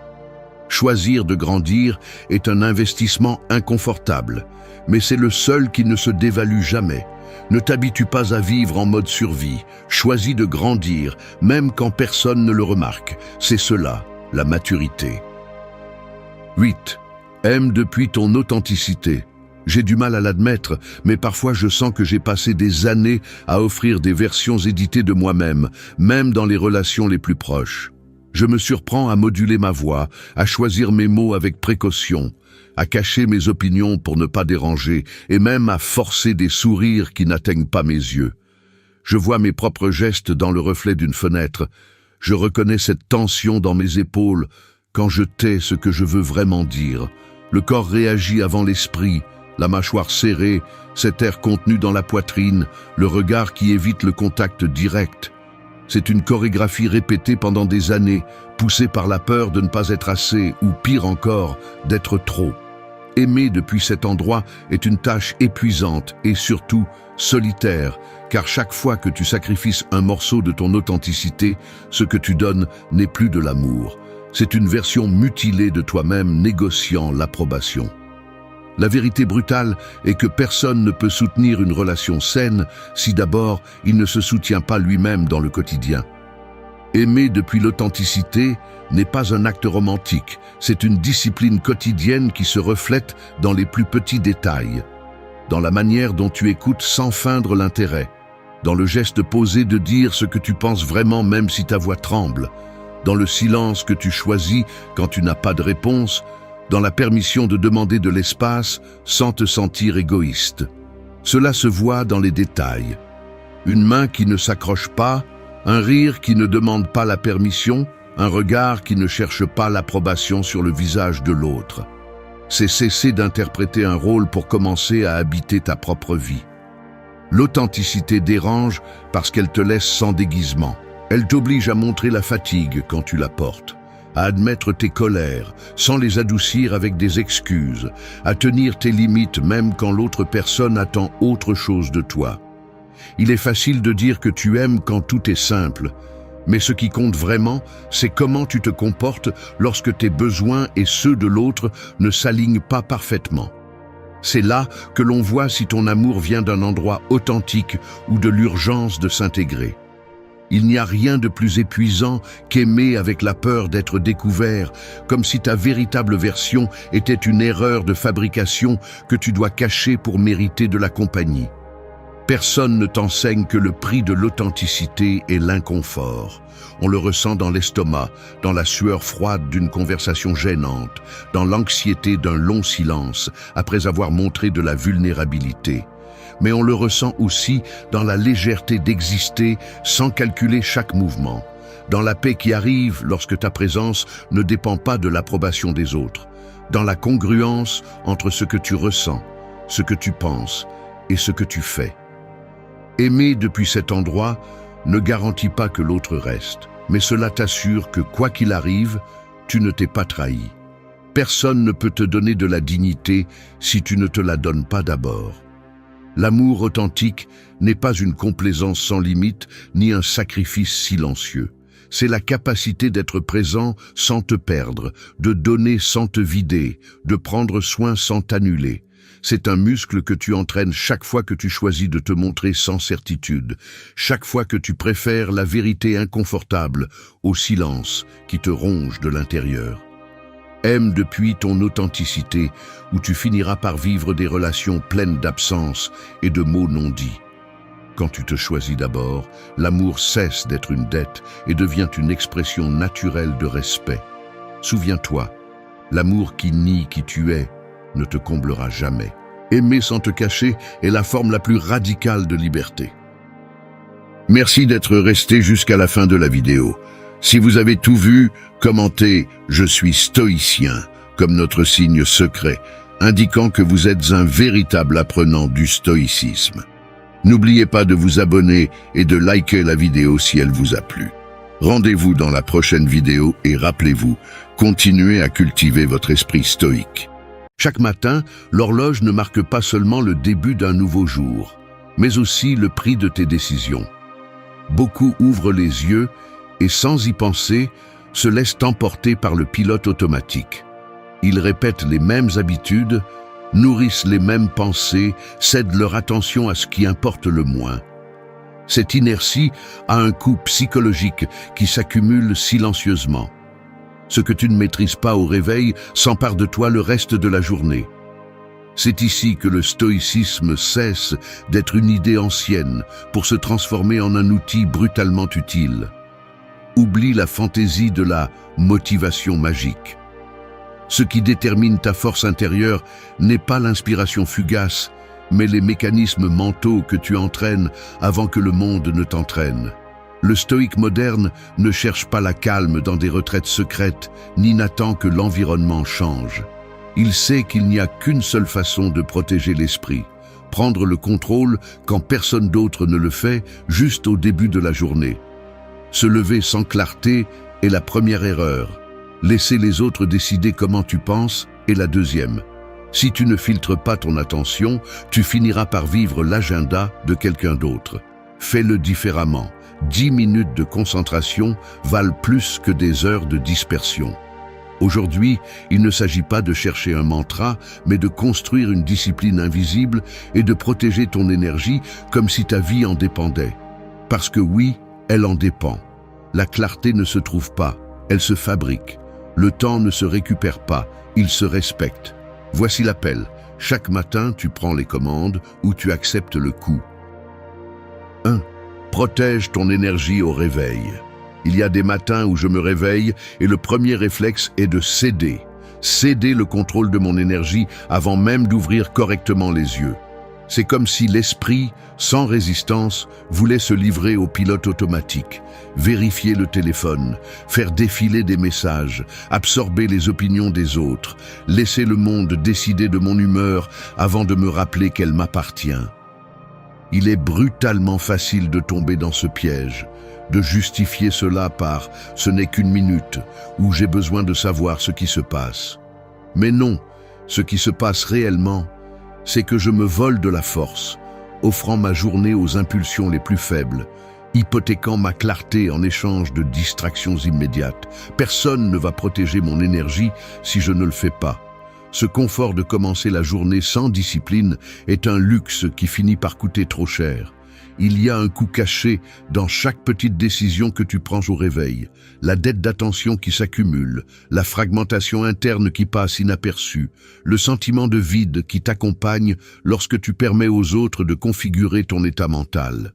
Si tu n'es pas impitoyable avec ta première heure de la journée, tu finiras par vivre à la merci des demandes des autres et des attentes que tu n'as même pas choisies. Défendre ton énergie est un acte radical. Il ne suffit pas de le vouloir, tu dois te protéger. Combien de fois vas-tu permettre qu'un titre, une notification ou l'humeur d'une autre personne dicte le ton de tes pensées matinales? Tu n'es pas une feuille emportée par le vent de l'extérieur, tu es responsable de filtrer, de décider ce qui entre et ce qui reste dehors. La force intérieure ne se construit pas avec de bons désirs, mais avec des actions inconfortables, avec la détermination de dire non à toute intrusion qui menace ton centre. Éteindre le téléphone, ne pas ouvrir les conversations en attente, résister à la tentation de t'anesthésier avec des informations sans importance, c'est de l'entraînement. C'est ainsi que se renforce le muscle de l'autodirection, ainsi que l'on se rappelle que le terrain de ton esprit est sacré, pas une zone d'accès libre pour n'importe quel stimulus. Il est facile de chercher des excuses, de dire que le travail l'exige, que tu n'as pas le temps, que la réalité est urgente. Mensonge. L'urgence réelle est autre. Protéger ton énergie comme si tout ce que tu feras aujourd'hui en dépendait. Parce que cela en dépend. La clarté ne se mendie pas, elle se défend. La journée se gagne ou se perd dans la première bataille et presque toujours, personne ne voit que tu l'as déjà perdue avant de te lever du lit. Si tu te respectes, si tu te prends au sérieux, commence par exiger un standard plus élevé dès la première minute. Ce que tu tolères au réveil se multiplie le reste de la journée. Ne deviens pas ton pire ennemi. La vie ne t'offre pas de matin, elle te les fait tous payer. 2. Choisis tes pensées, pas tes réactions. Tu traverses une rue et quelqu'un te pousse accidentellement en regardant son téléphone. L'inertie te fait froncer les sourcils. Tu sens la tension dans les épaules. La mâchoire se serre. Une phrase acide remonte à la langue. Tout cela se produit avant que tu puisses penser à autre chose. C'est automatique. Le corps réagit, l'émotion réagit, l'esprit suit le courant. Cette scène, si quotidienne et triviale, est en réalité le piège dans lequel la plupart des gens se retrouvent piégés. Car chaque petit frottement, chaque message qui n'arrive pas quand tu l'attends, chaque geste indifférent que tu reçois au travail ou à la maison, devient une étincelle qui déclenche des réponses mécaniques. Et tu accumules du poids, irritation, déception, frustration, tout cela parce que tu as confondu réaction et pensée propre. La première erreur est de croire que ce que tu ressens est la même chose que ce que tu penses. Mais ce n'est pas le cas. Les réactions émotionnelles sont des réflexes conditionnés, de vieux programmes qui tournent en arrière-plan, installés par des expériences passées, par des attentes non révisées, par l'habitude de laisser l'environnement écrire ton scénario interne. Le stoïcisme te le dit sans détour. Tu n'es pas tes impulsions. Tu es ce que tu choisis de maintenir dans ton esprit après l'impulsion. Il y a un écart, petit mais décisif, entre la réaction et la pensée. Et cet écart est tout ton pouvoir. Si tu le laisses passer, tu vis à la merci de ce qui t'arrive.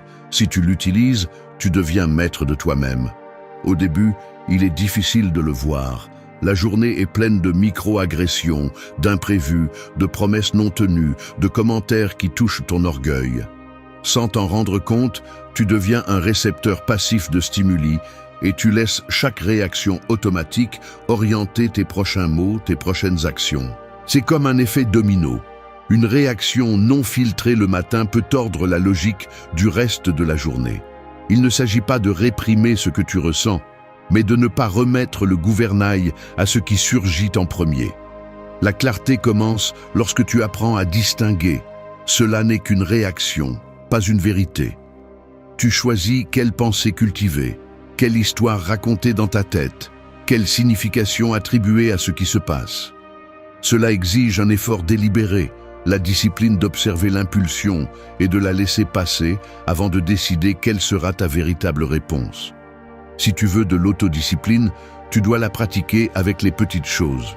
Chaque fois que tu choisis une pensée plutôt qu'une réaction, tu entraînes le muscle de l'esprit. Tu cesses d'être otage des états d'âme et tu commences à construire ton propre jugement. Ainsi, tu évites la dette émotionnelle qui vient de te laisser emporter par l'immédiat. Les stoïciens ne cherchaient pas à éteindre les émotions, mais à ne pas en être esclaves. La liberté commence dans cette pause minimale, dans ce filtre que tu appliques avant de laisser le monde dicter ton état interne. Tu choisis ta pensée, pas ta réaction. C'est la différence entre survivre à la journée et la diriger. L'esprit se renforce dans les petites décisions. Ne réponds pas automatiquement, réponds consciemment. Celui qui contrôle ce qu'il pense, contrôle son destin. 3. Défends ta paix mentale chaque matin. Ta paix mentale est un bien limité. Si tu ne la protèges pas, quelqu'un l'occupe. La journée commence, et dès les premières minutes, tu fais face à une série de demandes invisibles qui cherchent à s'immiscer dans ton attention. Stimuli, attentes externes, souvenirs non résolus, micro-tensions qui s'infiltrent sans demander la permission. Si tu analyses avec honnêteté, la plupart de tes pertes de clarté ne viennent pas de grandes tragédies, mais de petites concessions quotidiennes, cette conversation inutile, cet avis que tu n'as pas demandé et qui pourtant t'affecte, cette préoccupation qui n'est même pas la tienne, mais que tu décides de porter. L'esprit se fragmente non seulement par ce qui se passe, mais par tout ce que tu permets de se passer en toi. La grande erreur est de penser que la paix mentale est un luxe, quelque chose que tu peux négocier selon le contexte ou remettre à plus tard après le chaos. C'est une ressource stratégique, la base sur laquelle repose tout ton jugement et ta capacité de réponse. Lorsque tu cèdes ce terrain, chaque décision devient susceptible au bruit, chaque émotion se déforme, chaque objectif se dilue. Cela fonctionne comme un système de priorités internes. Si tu ne mets pas la paix mentale au sommet, tout le reste la déplace, et ce qui déplace ta paix finit par gouverner ta journée. Ce qui est intéressant, c'est que la plupart des gens ne réalisent pas le coup jusqu'à ce que l'épuisement soit évident. Tu passes des heures à résoudre des problèmes d'autrui, à absorber des tensions qui ne te concernent pas, et à la fin, tu te demandes pourquoi tu ressens cette fatigue sourde, cette irritation sans cause claire. Ce n'est pas un mystère, tu as permis à d'autres de décider du ton et du contenu de ton monde intérieur. La défense de la paix mentale commence bien avant que les grands conflits n'apparaissent. Elle réside dans la somme de petites décisions. À quoi tu prêtes attention, ce que tu laisses passer, quelle conversation tu interromps à temps, quel sujet tu décides de ne pas aborder pour ta santé mentale. Celui qui ne filtre pas vit saturé. Celui qui ne protège pas son espace psychologique finit par agir par réflexe et non par conviction. L'approche stoïque est radicalement pratique. Ne concède pas d'espace mental à ce qui ne construit pas. Ne te laisse pas intoxiquer par les drames des autres. Ne permets pas que l'opinion des autres s'incruste dans ta perception de soi. Il ne s'agit pas d'éviter la réalité, mais de choisir consciemment ce qui mérite une place dans ton esprit en commençant la journée. La clarté se négocie chaque jour, et la négociation se fait avec tes propres habitudes. Si chaque matin tu permets à des facteurs externes de pénétrer ton centre, tu perds du pouvoir avant même de sortir de chez toi. La discipline n'est pas répression, c'est auto-l'idée. Demande-toi, est-ce que cela ajoute ou enlève? Ce qui enlève se rejette. L'esprit n'est pas une décharge d'éléments extérieurs, c'est un espace de construction consciente. Défends cette frontière comme si ton bien-être en dépendait, car il en dépend. Personne ne respectera ta paix mentale si tu ne la défends pas avec rigueur. La véritable force se mesure à la fermeté de tes limites. Garde la porte fermée à ce qui ne nourrit pas. La sérénité est une décision quotidienne, pas un accident. 4. Faites de l'attention une priorité quotidienne. Parfois, l'esprit ressemble à une salle de contrôle ancienne, où des dizaines de leviers et de boutons se disputent votre main. Chaque stimulus externe, chaque souvenir, chaque tâche en attente essaie de s'allumer tout seul, cherchant à attirer votre attention avant tout le reste. Le véritable danger n'est pas le chaos, mais le désordre invisible, la tendance à répartir votre énergie en 1000 fragments, sautant d'une préoccupation à l'autre, comme si vous pouviez être partout sans vous perdre dans aucune. Mais la vérité est autre. Chaque distraction est une fuite de ressources internes, et l'attention que vous dispersez ne revient pas intacte.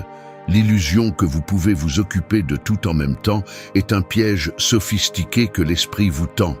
Une justification confortable pour éviter ce qui est difficile, choisir et renoncer.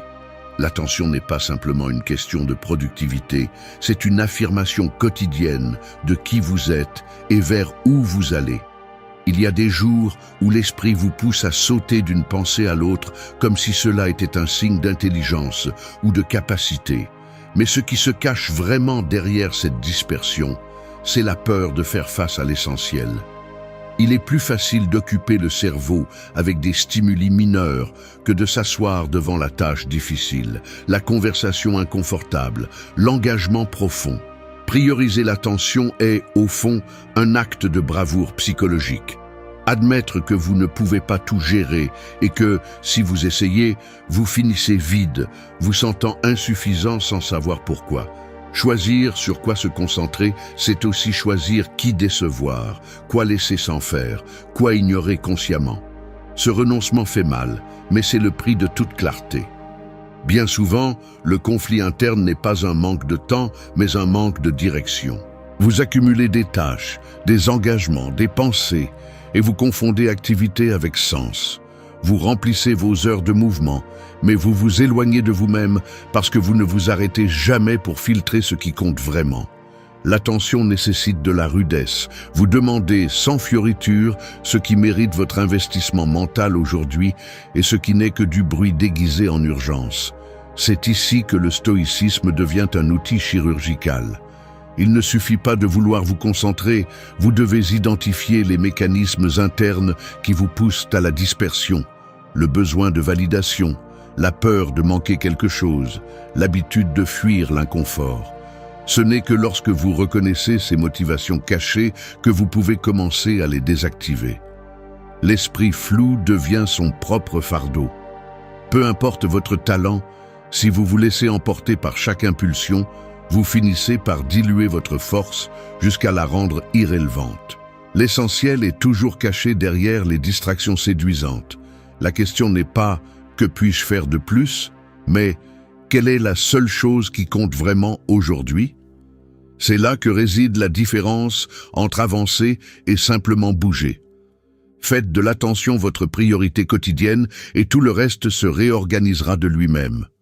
La dispersion est une dette qui se paie cher. Il ne s'agit pas de faire plus, mais d'être plus clair. L'attention est brutale. Elle vous oblige à choisir, à maintenir votre regard lorsque tout vous invite à regarder ailleurs. La clarté est le luxe des disciplinés. 5. Décide tes batailles avec sagesse. Personne n'a assez d'énergie pour mener toutes les guerres que la vie te présente. Et si tu essaies, tu ne fais que devenir le pantin de tes propres réactions. C'est la dure réalité. Chaque jour, tu es exposé à des dizaines de provocations, petites et grandes. Et si tu n'apprends pas à distinguer celles qui méritent ta réponse de celles qui cherchent seulement à t'entraîner dans l'épuisement, tu vas te vider émotionnellement avant le déjeuner. L'auto-tromperie la plus basique est de croire que chaque conflit est urgent, que chaque offense exige une réplique, que tout désaccord nécessite ton intervention. Ce n'est pas du courage, c'est un manque de filtre. Celui qui discute pour tout n'a finalement pas la force pour ce qui compte vraiment. Il y a un prix caché à cette habitude de sauter devant chaque menace. La dispersion te transforme en une version caricaturale de toi-même, réactif, épuisé, sans direction. Tu t'épuises à défendre ton ego dans des discussions sans sens. Tu t'obsèdes à gagner des points dans des batailles mineures et tu perds de vue le véritable front où se joue ta croissance. La sagesse ne se mesure pas par le nombre de luttes gagnées, mais par la capacité d'ignorer celles qui n'alimentent que ta faiblesse. La plupart des affrontements quotidiens ne sont rien d'autre que des pièges pour ton énergie.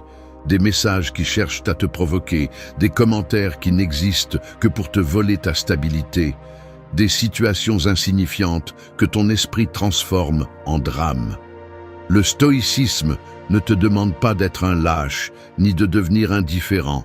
Il exige que tu sois sélectif. Tout ne mérite pas ta réponse, et encore moins ta paix. Il y a des gens qui ne savent vivre que du conflit, et si tu entres dans leur jeu, ils t'entraînent dans leur misère. La maturité se remarque dans la qualité de tes renoncements. Laisser passer la petite attaque, se taire devant la provocation mesquine, ne pas gaspiller d'énergie à expliquer l'évident à ceux qui ne veulent pas comprendre. C'est ça la vraie force. Choisir tes batailles comme celui qui veille sur ses dernières ressources, car chaque jour, tu n'as qu'une quantité limitée de concentration et de patience. Dépense cela pour ce qui fait vraiment avancer ta vie. Il est tentant d'entrer dans chaque discussion, de répondre à chaque critique, de clarifier chaque malentendu. Mais cette compulsivité est un signe d'insécurité, pas de caractère. La plupart cherchent simplement à se valider à travers le conflit, comme si chaque confrontation résolvait quelque chose d'essentiel. Mensonge. Ce que tu obtiens, c'est de porter un poids mental supplémentaire, accumulant des ressentiments et des frustrations qui ne te concernent pas. L'entraînement quotidien est un autre. Apprendre à lâcher rapidement ce qui n'apporte rien, à laisser les autres avoir le dernier mot si cela signifie protéger ton équilibre. La véritable discipline est de choisir où mettre ton énergie et où la retirer sans culpabilité. Tu ne dois ta réaction à personne. Défends ta paix comme si c'était une ressource non renouvelable. Tout ne mérite pas une réponse.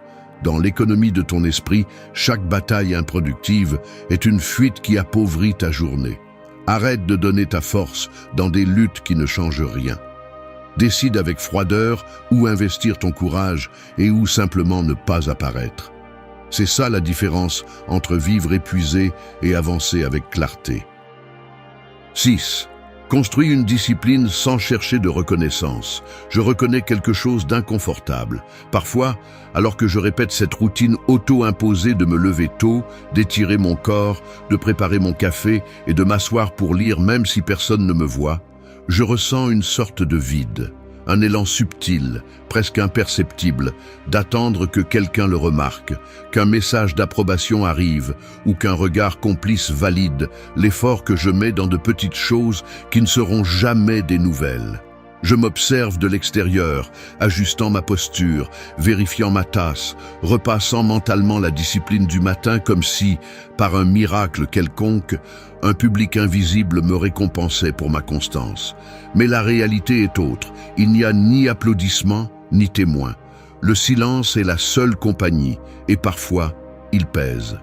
Je me rends compte que presque tout ce qui transforme réellement le caractère se passe dans ces moments anodins, loin de toute reconnaissance. Les gestes minuscules que tu répètes seul, les habitudes que personne ne t'impose, les renoncements que toi seul vérifies, sont ceux qui finissent par façonner le fer intérieur. Il est inconfortable de l'admettre, mais une partie de moi aimerait que le monde valorise la discipline invisible, que la constance est une photo et une médaille. Cependant, la véritable discipline ne se construit pas pour être regardée. Elle se forge dans l'anonymat, dans la répétition inflexible, dans la modestie du quotidien. J'observe mon environnement et le piège est évident. Nous vivons entourés d'incitations à montrer l'effort, à le documenter, à afficher chaque succès éphémère dans la vitrine numérique et à attendre une réaction. La gratification externe est addictive, car elle simule un avancement. Mais en réalité, souvent, elle sabote le processus. L'entraînement quotidien de l'autodiscipline n'a ni témoin ni like. C'est cette décision de fermer le navigateur quand la tâche n'est pas encore terminée, de sortir, marcher même si le corps proteste, d'écrire une page de plus quand la fatigue te demande d'abandonner. Ce sont des détails visibles seulement pour toi. Des gestes qui n'accumulent pas de mérite social, mais qui s'additionnent dans le bilan intérieur. Parfois, la seule reconnaissance est la fatigue honnête d'avoir fait ce qui était juste quand personne ne l'exigeait. La discipline qui compte est celle qui résiste à l'indifférence du monde. Il y a des matins où la tentation de chercher une validation est forte. Tu ressens l'élan de raconter à quelqu'un ce que tu as accompli, de chercher une tape dans le dos, d'attendre un commentaire qui te donne de l'énergie pour l'effort suivant.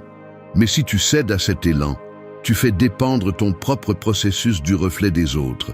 Et là, tu perds du pouvoir. La transformation la plus profonde se produit lorsque tu es capable de suivre ta routine, même si personne ne la célèbre, lorsque tu construis des habitudes solides, sans témoin, lorsque ta motivation ne dépend plus de l'approbation externe. C'est sur ce terrain, brut et parfois solitaire, que le caractère se consolide. La véritable discipline se mesure à ce que tu fais quand personne ne regarde. La journée se termine et personne ne sait combien de fois tu as dû recommencer, combien de luttes intérieures tu as gagnées en silence, combien de fois tu as choisi le chemin difficile sans témoin. Mais toi, tu le sais. C'est le compte qui importe. Ne cherche pas de reconnaissance, cherche la cohérence. Le respect de soi se construit dans l'obscurité. C'est là que tu deviens inébranlable. 7. Lâche rapidement ce qui ne compte pas. Tu vas le matin au travail ou en cours et en chemin commencent à surgir de petites contrariétés. Un courriel inutile, une notification de groupe qui ne t'apporte rien, un commentaire trivial qui s'infiltre dans ton esprit et reste plus longtemps que nécessaire. Ce sont des détails minimes, mais si tu fais attention, tu remarqueras comment ils s'accumulent presque sans que tu t'en rendes compte. L'esprit, par défaut, a tendance à retenir tout.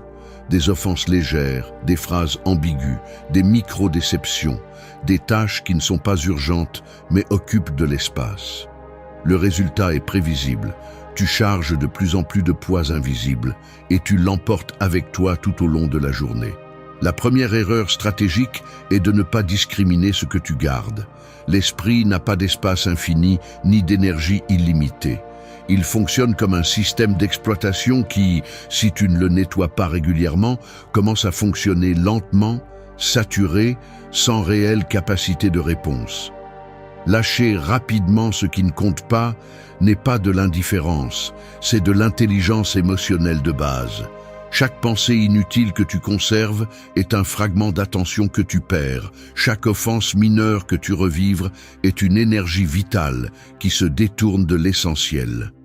Le coup ne se fait pas sentir immédiatement, mais il s'accumule sous forme de fatigue mentale, d'irritabilité, de difficulté à décider. Si tu observes avec honnêteté, tu découvriras qu'une partie considérable de tes tensions quotidiennes ne provient pas de grands problèmes, mais de l'accumulation de trivialités auxquelles tu donnes plus de vie qu'elles ne le méritent. Le cerveau cherche à fermer des cycles, à tout comprendre, à obtenir une clarté absolue. Mais la réalité est que la plupart des choses qui te perturbent le matin ne nécessitent ni analyse ni solution. Elles doivent simplement être écartées, archivées dans la corbeille mentale. C'est ici que l'entraînement stoïque devient pratique et exigeant. Il ne s'agit pas de nier ce qui t'affecte, mais d'intervenir activement dans le processus, identifier ce qui n'apporte rien et le lâcher avant qu'il ne s'incruste. Lâcher rapidement est une compétence qui s'entraîne, pas un don. Plus tu pratiques, moins tu traînes. La clarté n'est pas une question de chance, c'est une gestion consciente de ton monde intérieur. Le mécanisme est simple, mais nécessite de la discipline. Chaque fois que tu remarques qu'une contrariété mineure, un rappel inutile ou une critique infondée essaie de s'installer dans ta tête, fais l'effort délibéré de le laisser partir. Ne le rumine pas, ne le multiplie pas, ne le transforme pas en centre de ton attention. L'esprit est un espace limité. Ce que tu occupes avec des déchets, tu le perds pour ce qui est précieux. Voici l'une de ces phrases que tu dois graver. Ce qui ne compte pas, diminue, et ce qui diminue, te freine. La journée se définit par la vitesse à laquelle tu lâches le superflu. Personne ne va t'applaudir pour laisser passer une provocation ou pour ignorer une distraction. Mais c'est là le véritable travail intérieur. Lâcher rapidement, c'est te prioriser, c'est choisir où investir ton énergie. Ne deviens pas l'accumulateur de tes propres frustrations. Fais un nettoyage intérieur chaque matin. Sélectionne, écarte, passe à autre chose. Le progrès se mesure par ce que tu es capable de laisser derrière sans regarder en arrière. 8. Soyez le maître absolu de votre attention. Votre attention est votre ressource la plus précieuse et la plus facile à perdre. Personne ne vous l'arrache de force, vous l'offrez vous-même chaque fois que vous laissez le trivial s'immiscer dans votre esprit sans résistance. Je me suis surpris à tomber dans ce piège. Il suffit d'un stimulus mineur, d'une phrase au hasard, d'un petit inconfort pour que mon attention se détourne, se fragmente, se dilue dans des affaires que je n'ai même pas choisies. Il est inconfortable de le reconnaître, mais la plupart des distractions qui me fragilisent ne sont pas la faute de l'environnement, mais de mon manque de rigueur à garder la porte de ma conscience. Le véritable problème n'est pas la quantité d'informations là-dehors, mais l'absence de filtres internes. L'habitude de laisser n'importe quoi occuper ma tête est une forme lente d'usure, une micro-trahison quotidienne à mon propre but. Être le maître absolu de l'attention ne consiste pas en des efforts héroïques, mais en une vigilance inconfortable sur les plus petites habitudes mentales. Chaque fois que je permets à une pensée non pertinente de s'installer sans la remettre en question, j'ouvre une fissure par laquelle s'échappe l'énergie que je devrais investir dans ce qui est important. Le mécanisme est subtil. Il ne semble pas grave de laisser une conversation étrangère, une nouvelle insignifiante ou une comparaison inutile tourner en rond, mais la somme de ces petites concessions est ce qui finit par me voler ma clarté. Il y a une inertie presque addictive à prêter attention à ce qui n'importe pas.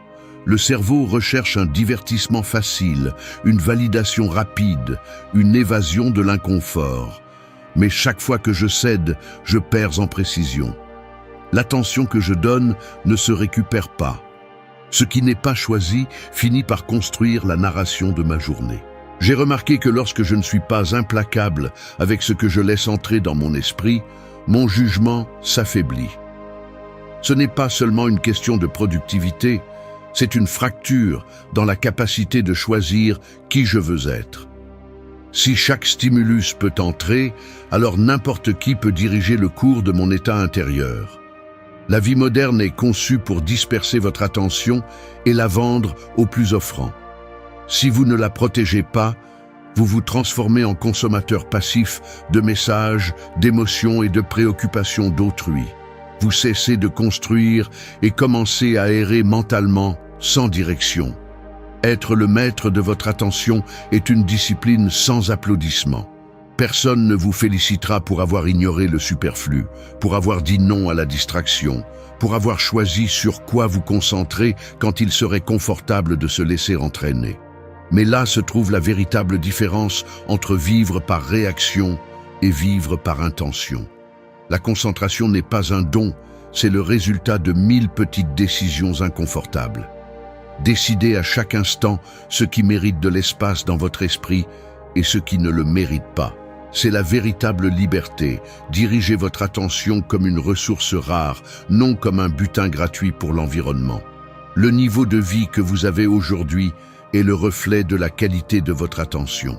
Ce que vous choisissez de regarder, de lire, de penser et de ressentir chaque matin finit par façonner qui vous êtes. Il ne s'agit pas de gagner plus de temps, mais de ne pas donner celui que vous avez. L'attention est pouvoir, et le pouvoir ne se négocie pas. 9. Utilise la douleur comme un moteur, pas comme une encre. Un clou rouillé enfoncé dans la semelle, c'est la douleur quand tu la traînes sans la traiter. Peu importe combien tu continues à marcher, chaque pas l'enfonce un peu plus, transformant chaque mouvement en une torture privée que tu fais semblant d'ignorer. Mais ne te laisse pas tromper. Cette douleur ne se dissipe pas, ne s'évapore pas, ne devient pas moins réelle parce que tu choisis de détourner le regard. Tout ce que tu fais, c'est laisser l'infection s'installer, laisser des racines se former, devenir l'otage de ta propre paresse émotionnelle. Ici, il n'y a pas de place pour des excuses sophistiquées. La douleur, si tu la laisses libre, se transforme en encre. Tu l'utilises pour justifier chaque faiblesse, chaque procrastination, chaque échec que tu acceptes comme un destin. Tu te répètes le même discours. Je ne peux pas avancer parce qu'on m'a blessé. Je n'ai pas d'énergie parce qu'on m'a fait du mal. Ce n'est pas de ma faute. Le passé pèse trop lourd. Mensonge confortable. La douleur est inévitable, oui, mais ce que tu en fais est ta responsabilité exclusive. Personne d'autre ne va porter ce fardeau avec toi, ni te sauver de l'auto-illusion de te victimiser. Tu as deux options. Tu en fais une excuse ou tu en fais un moteur. Le stoïcisme est brutalement clair à ce sujet. Il ne te demande pas de nier la douleur, ni de l'orner de discours positifs. Il exige que tu l'utilises. Quand l'inconfort se présente, cette vieille blessure, cette erreur récente, cette déception qui ne s'en va pas, tu dois te demander à quoi cela sert, pas pourquoi cela t'est arrivé. La douleur est une matière première. Ce que tu en fais définit l'architecture de ton caractère. Tu peux laisser cela te couler, ou tu peux profiter de la pression pour forger de la discipline. Chaque fois que tu permets à la souffrance de te stopper, tu renforces le cercle vicieux de l'auto-sabotage. C'est simple. Si chaque fois que tu ressens de la douleur, tu t'arrêtes pour lécher tes blessures, tu multiplies seulement la capacité destructrice de cette gêne. La douleur se nourrit de ta passivité. Elle s'étend dans la paresse de ne pas l'affronter. Elle devient l'argument parfait pour te rendre. Ne crois pas que tu es spécial parce que tu as souffert. Tout le monde porte des cicatrices. Tout le monde a été traversé par des pertes, des trahisons, des échecs. La différence ne réside pas dans la douleur, mais dans la réponse. Si tu transformes cette énergie en action, si tu es capable de canaliser la colère, la tristesse, la culpabilité ou l'impuissance en entraînement, travail, discipline, alors la douleur cesse d'être une ancre et devient un moteur. Il n'y a rien de plus pathétique que de faire d'une blessure le centre de ton identité. La douleur n'a de valeur que si tu l'as recyclée en quelque chose d'utile. Sinon, c'est une accumulation de déchets mentaux, un poids mort qui te définit simplement parce que tu refuses de le lâcher ou de le mettre à travailler en ta faveur. La prochaine fois que la douleur pointera le bout de son nez le matin, cesse de l'utiliser comme excuse pour rester immobile. Utilise-la comme un rappel que tu as du travail à faire. L'inconfort est le meilleur entraîneur. Il ne te permet pas de t'endormir. Il t'oblige à te regarder en face et à décider si tu vas continuer à justifier ta paralysie ou si tu vas bouger, même si cela fait mal. La douleur n'est pas un héritage, c'est un outil. Utilise-le. Personne ne respecte celui qui se noie dans l'autocompassion. Respecte-toi en transformant chaque cicatrice en muscle. La douleur n'a que deux chemins. Elle te coule ou elle te propulse. Décide vite. 10. Traite ton temps comme une ressource sacrée. La vérité est celle-ci. La plupart des gens gaspillent leur temps parce qu'ils ne supportent pas de faire face à sa finitude. Ils se lèvent, regardent l'écran, se laissent attraper par l'agenda des autres et laissent le jour s'échapper entre des tâches mineures, des interruptions déguisées en urgence et des conversations qui n'ont aucune valeur réelle. Le temps s'en va dans des gestes automatiques, faire glisser le doigt sur le téléphone, ouvrir des onglets qui ne mènent à rien, écouter des histoires d'autrui qui ne construisent même pas 1 millimètre de ta vie. Tu regardes l'horloge et il est déjà midi. Tu ressens une fatigue sourde, la tête pleine de fragments dispersés, la sensation que la journée avance sans toi. Ce n'est pas un hasard, c'est la conséquence directe de ne pas traiter ton temps comme ce qu'il est. Une ressource qui, une fois utilisée, ne revient pas. Observe comment tu te comportes dans les premières heures. Tu t'arrêtes sans réfléchir devant le réfrigérateur. Ouvre des messages qui peuvent attendre. Réponds à des stimuli minimes, juste pour ne pas ressentir le poids de la décision. L'esprit cherche un soulagement immédiat. Esquive l'effort de choisir avec intention. Chaque interruption a un prix, même si tu ne le vois pas. Le calendrier se remplit d'engagements vides. L'agenda devient une collection de tâches imposées par des attentes externes. Et quand enfin tu as un moment de silence, tu le remplis de bruit inutile. La journée devient une succession de petites fuites. Et à la fin, il ne reste que la question de pourquoi rien d'important n'a avancé. Parce que tu as offert ta ressource la plus précieuse à ce qui est trivial.